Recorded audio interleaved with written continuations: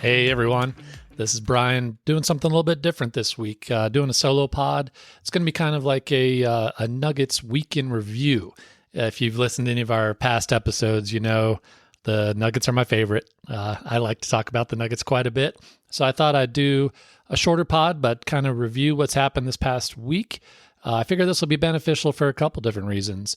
If you're like my family and friends in Denver, then obviously it's a little difficult to actually watch the games nowadays. And also, if you're like me and you just can't get enough of the Nuggets, then hopefully this will be another good way to just see what I think is interesting about the team going on right now. So with that, let's get started. To review the games that happened, we had 4 of them. First one was opening night, ring night. It was the Lakers in town, and we had been waiting 47 years for this night. Nuggets got their rings, raised the championship banner, and it seemed like the crowd was super hyped for everything going on, and it lived up to the hype. The rings are pretty cool. They're giant, of course, and they look good. And then they had kind of like a ring inside of a ring with a little mini banner. I thought they were pretty cool. Just championship rings in general are just ridiculous, but you could tell when the players saw them, they were pretty blown away too. So I thought that was a great start. And then when the banner was being raised, it was just, I don't know how to describe it. It was something that I never thought would happen, yet here are the players with their beautiful championship rings on, kind of touching the banner before it goes up. I thought that was kind of a cool touch. They all wanted to touch it just to say they did before it hangs in the rafters forever. So it was such a fun night. I felt so great for obviously Jokic being our leader, but Jamal Murray and Michael Porter Jr., just for what they've had to battle through with the injuries. Jamal came out when he was introduced and did his blue arrow celebration for the first time in a while. So that was probably my favorite moment. And then guys like Aaron Gordon, KCP, I love this team, and it was just so fun to watch the game. And I definitely got a little emotional at times, and it was just a great night. I enjoyed it all around. So what a way to kick off the season, and then hopefully we'll be doing it again next year. So once the game actually started, it felt like a playoff game.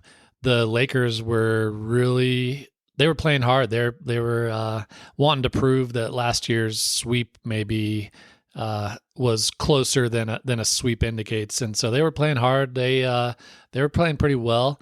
It's pretty well known now, AD with his media day interview saying that he and LeBron had some conversations and they were going to show him what's up on opening night and stuff like that. And yeah, that didn't work. But it was great because the Nuggets came out intense as well. And so it really felt like a playoff game in game 1. And the Nuggets handled their business. They did really well. And something exciting for me happened is I actually tied Anthony Davis for the same number of points in the second half of that game. So I'm pretty proud of myself. I don't know if AD's as proud of that accomplishment as I am, but it was pretty cool to watch. And so Nuggets ended up winning 119-107. And truthfully, I don't even know if the game was that close. The Nuggets, they were not going to lose that night. So 1-0. Next game was the Grizzlies on the road. And this was interesting because obviously there's maybe a rivalry between the Lakers and the Nuggets, and it was ring night. And so the Nuggets came out and wanted to kind of show everybody who the champions were. And so there was a little less hype, obviously, for game 2 in Memphis when they're missing some of their players. As ugly as the game was and as super physical as the game was, the Nuggets were still able to win. And it's just encouraging to see they don't have to play the beautiful brand of basketball that they're kind of known for. The Grizzlies were really trying to maybe frustrate the Nuggets and just be a little extra physical with them, figuring the refs weren't going to call a foul on every single play. And it worked. Like it was a low scoring game. It was close, but the Nuggets really showed a toughness, I think more mentally maybe so than physically, because it was obvious on the court. The Nuggets are just a huge team, starting with Jokic, but also just every other position. We're pretty big. And so when teams do try and get physical, we can give it right back. So that was encouraging. One of my favorite things from that game was Zeke Naji had the best zero rebound game in NBA history. And what I mean by that is he was all over the place, and the Grizzlies couldn't box him out. Like he was a monster. And so they probably fouled him, I don't know, 4 or 5 times when Zeke was trying to get a rebound. And obviously he doesn't get credit for the rebound because he was fouled, but it was just so impressive to see. His nickname is Tenacious Zeke, and he was definitely showing it that night. And so I think it's hilarious. He got 0 rebounds, but if you watch the game, he was the main rebounder for the bench unit. So it was pretty great. The third game, it was the Thunder. Now, we talked about the Thunder in the NBA preview I did with Mason, and they are a great young up-and-coming team. They have a lot of talent. Shai Gilgeous-Alexander is a superstar. Oh my goodness, the Nuggets dominated. This game was on the road. It was an early start. It's a young team the Nuggets are supposed to be. It's like all the traps of a game where maybe the Nuggets in past years would have maybe taken it easy or not played their best. But this was one of the most complete beatdowns I've seen in a long time. Just everything you can imagine, the Nuggets dominated in. They played so well offensively, starters and bench. They were playing great defensively, and it was just so fun to watch. Like if they can play that way at all times, man, we're not losing. But it was really fun just because it was a quality opponent on the road. We're 2-0 on the road now, and that was one of our big concerns last year is kind of how we played on the road. But it just looks like the Nuggets are focused this year. They held Shai Gilgeous-Alexander to one of his career low games. And part of that is because of the bench. They're looking legit. And I just love the way they're structured with Christian Brown and Peyton Watson. They're just super athletes that just fly all over the place, and they're long. And so it just seems like the benches that we're playing so far have really struggled to do anything with them. Zeke's a big part of that. I mentioned him during the Memphis game. And Reggie Jackson's playing really well, kind of running the show for them. So Peyton Watson ended up having a career-high 17 points, but I'm just so impressed with how the bench is playing together. It was such a huge weakness for us last year, and it's getting really exciting with kind of how well they're playing so far. And they're young guys. Everybody except for Reggie and Jamal, they're still got tons of potential that maybe they haven't reached. And with this playing time and kind of playing together where they all fit, then who knows, they could keep improving throughout the year, which would be scary for the rest of the NBA.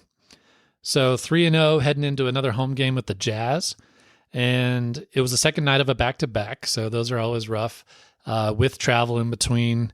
And they didn't shoot well. You could kind of tell that it was a back-to-back. Everything they were shooting was kind of hitting the front of the rim. Just they weren't getting the jump that they normally do on their shots. So it was a little rough to watch. They weren't playing well in everything that they had done well in Oklahoma. They were kind of struggling a little bit in Denver against Utah, but Utah was playing hard. It was a close game. But again, it just kind of goes to show you the Nuggets are just a professional basketball team that just does just enough even on off nights to pull it out. And it was close, but it's really sticking out that the Nuggets can win in so many different ways. They're not going to have to outscore you. They can play a grinded out defensive night. They can play super physical. They can run up and down the court with you. Like any way you want to play, we can play, and we will probably play it better. So it's just so exciting. 4-0 to start the season. Obviously, you can't get any better than that, but just the way they're doing it too, it's getting pretty exciting, and we'll get more into that in a section here later on. I didn't mention Jokic too much in the review. I think most fans will agree that Jokic is our engine. Everything kind of revolves around him. So I don't want to make it all about Jokic, but I do want to have at least one section where we just talk about how amazing Jokic is. I got to do it.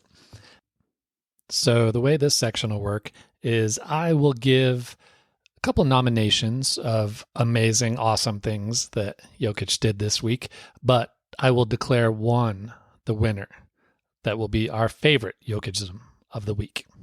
Nomination number 1, he dominated Anthony Davis Jaren Jackson Jr., Chet Holmgren, and Walker Kessler. Those are probably four of the better defensive centers in the league. And he started out with them all in a row, first 4 games, and he was not bothered at all. He did so well in every game, and it just looks like he's kind of on a mission this year. So that is nomination number 1. Nomination number 2, he tied Jason Kidd and LeBron James with 107 triple-doubles. Now, this is all time, so he's tied 2 of the greats, and he did it in far less games. He's still got a long way to go. He's going to keep working his way up the list, but it's just really fun to see his names along some of the greats that have ever played. Now, those nominations are good, but our winner for our favorite Jokism of the week, the 3-quarter alley-oop pass from out of bounds to Aaron Gordon in Memphis. Now, if you haven't seen this play, please look it up. It's ridiculous. It almost looks edited, as if it was one of those commercials they used to do where guys were making all sorts of crazy trick shots and stuff, because the ball kind of leaves the frame of the camera and then Gordon dunks it, just because the cameraman wasn't expecting it, because why would you? No one ever would even think to do that, but Jokic does. That pass was one of the best passes I've ever seen. So it's our winner for our first favorite Jokism of the week. Second category is going to be our repeat confidence, meaning how confident am I in the Nuggets this week that we are going to repeat and go back-to-back as champions? Well, when you go 4-0 and pretty much win in every way possible and look good doing it, I'm going to say the confidence, it's at a 10. To borrow a line from DNVR, the vibes are immaculate right now. We are feeling good. We are starting to really think about, can we become one of the all-time great teams? It looks like if the Nuggets want to focus and play the way they are each week, I don't know who's going to beat us. We're deep, talented, and looks like we're motivated. So, yeah, repeat confidence is at a 10 right now. I don't know what they could have done to impress me more this week. Next section, what I'm looking forward to. So right now we're in the middle of 5 games and 7 nights. So it's a kind of a early test for the guys. That could wear them out. I think one thing that's been a little noticeable is not all the guys are in peak condition right now. You can see they get a little tired early on, but it'll be good for them. They've already played a few of the games. Now they play again. I'm recording this on Wednesday, so they'll play Minnesota tonight, and then they have a back-to-back on Friday and Saturday. So a lot of games in a short period of time. It's going to be a good test. They're going up against good teams, and so far so good, but Minnesota was our toughest opponent in the playoffs last year, and then Luka and the Mavs are playing pretty well. Luka specifically, he's carrying the Mavs, but it's going to be a great week. Hopefully they can kind of finish us out. And this is really, I think, the only time this season that we have 5 games and 7 nights. So we pass this first test, then it's a little bit easier from here on out. Next thing I'm looking forward to is more Julian Strawther minutes. So if y'all don't know, Julian Strawther was our first-round pick this year. He played really, really well in the preseason. He's a great shooter. He's kind of surprising people with his defense and how well he's fitting into the team. But Coach Malone has gotten Strawther in for maybe about 5 or 6 minutes the last couple of games, and he's looking good. And I think it's really going to build momentum for him and kind of get his confidence going.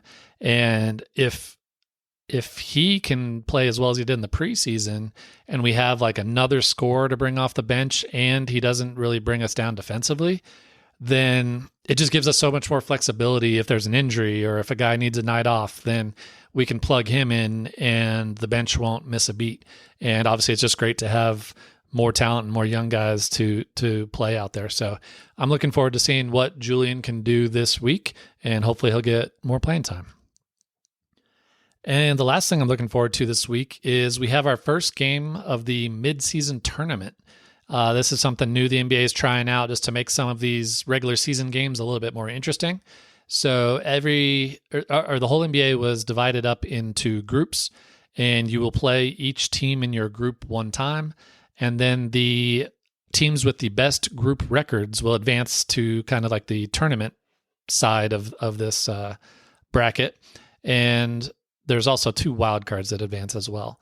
But it'll be fun. Just see what happens. It can't hurt. Like, the winner gets some extra money. So I think that'll mean a lot to the young guys who aren't making as much. But I think the winner of the tournament gets $500,000 per player. So that's worth trying for.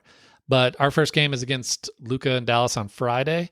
They're pulling out like a special court for it, and NBA is trying to hype it up. So I'm all for it. I think it'll be fun. Like, why not? The games are going to be played anyway. Why not have something to keep track of or a little bit extra significance to it? And if the teams don't want to do it, then whatever. But Nuggets are going to get that win. Now, I want this podcast to kind of be inclusive and help other fans be better fans. So I want to do a recommendation each week in this section. And it could be a cool article that I read, or a podcast, or someone to follow on social media. It could be anything. I want to recommend something that I think, if you're listening to this podcast, that you'll probably enjoy as well. So my recommendation this week is a new basketball podcast called Six Trophies. It's hosted by 2 of my favorite basketball personalities, Shea Serrano and Jason Concepcion. And it's more on the silly side. Like, if you're looking for hardcore analytic stats and everything, then it's probably not for you. But these guys know basketball, and I think they're hilarious. So if you're looking for another podcast to listen to, then I would recommend Six Trophies. And my last section is, I wanted to admit that if you talk to me or listen to the podcast, I talk about the Nuggets quite a bit. Like I said, I love them. But I do have to admit that there are other teams in the NBA. So this section is called, Oh, There's Other Teams? Where I'll talk about other teams. Today we're going to talk about the James Harden trade. It just happened, and obviously it could be big, or it could be a whole lot of nothing. But the Clippers acquired Harden from the 76ers after Harden cried his way out of town. I guess I'm lukewarm on the trade for both sides.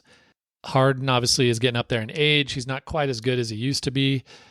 He's still very talented, but I don't know how much of a team player he is. And so when you're adding him on to a Clipper team that already has a bunch of superstars, then I don't know how it's going to fit. And then those superstars are often hurt. And so their plan of having all these guys, we might not even get to see it.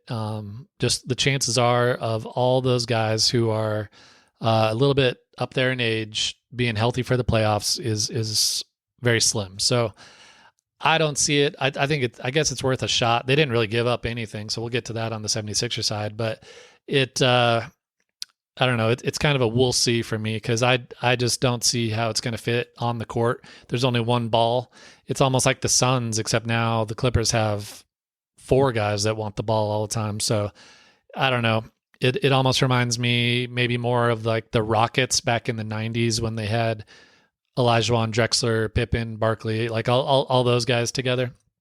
But we'll see. Maybe I'm wrong. But for the 76ers, they were trying so hard to get a superstar for Harden, but the league collectively kind of went, nah, we're good. You go ahead and keep him.